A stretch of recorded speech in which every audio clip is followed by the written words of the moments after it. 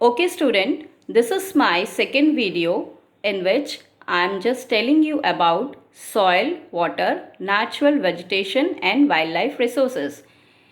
In my previous video, I have already explained the resources, meaning of resources, the different type of resources, as well as about the land and its uses.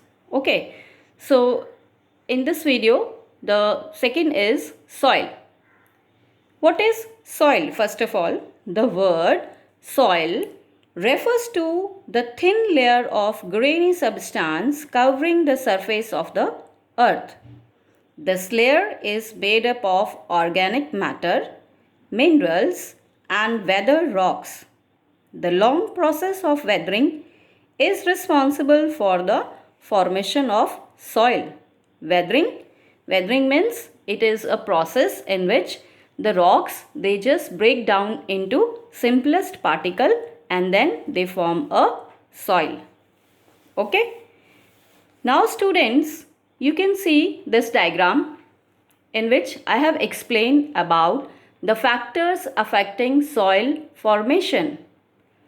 So these are the factors which are responsible for the soil formation. First is parent rock, relief, flora and fauna, time and climate. The first one is parent rock.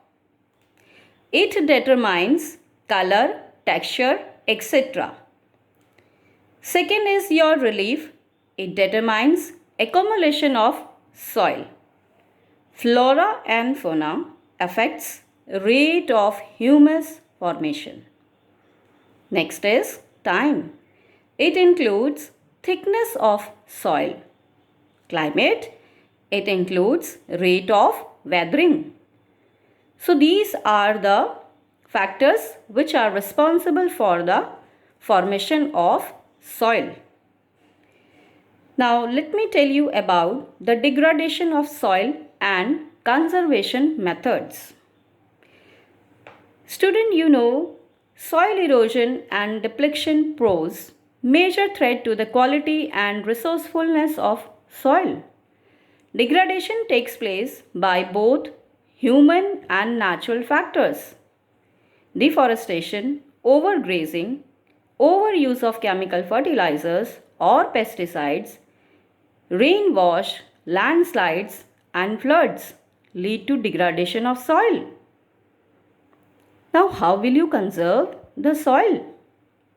Plowing parallel to counters of hill slope to form a natural barrier for water to flow down a slope is called counterploughing. Rows of trees are planted in certain areas to check wind movement. Such rows are called shelter belts. These trees are supposed to bind the soil, thus preventing them from being eroded away easily. So, these are the measures by which we can conserve the soil.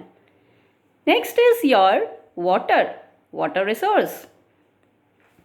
As you know, water covers about 70% of the earth's surface. Therefore, the earth is called the water planet.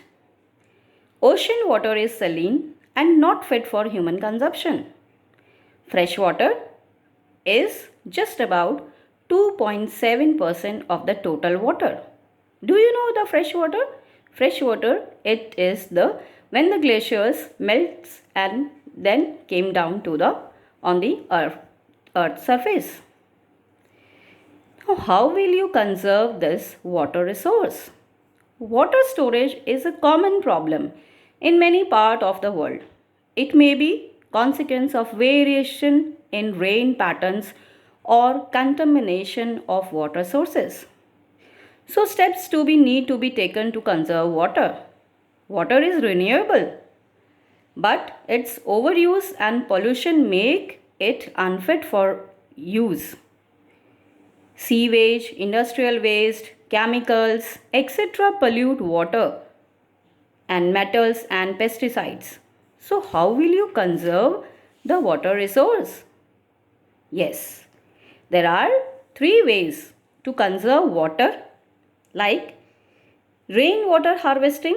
It is the method of collecting water while it rains so that it may come of use in future.